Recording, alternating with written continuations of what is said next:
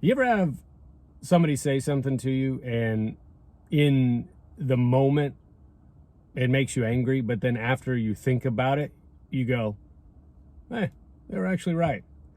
I had that happen to me on a prospect call. I was, never met this person before, requested a demo, going through our software, started describing certain elements of the software. And at one point I said, hey, it basically does this. And he says, well, hold on, I'm going to stop you right there.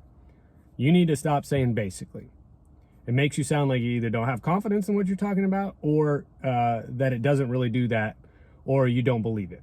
And in the moment, I'm like, who the is this guy telling me about how to sell my software? But after I let it go, I realized he was right. And it's weird being corrected in the moment. You know, obviously your ego a little bit is like, I don't like that.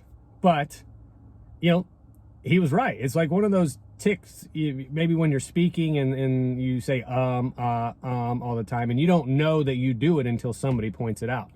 I have probably said basically on prospect calls for years and not realized that was the case. And now part of me is like, I don't know why the stranger felt compelled to correct me while I'm doing a sales presentation.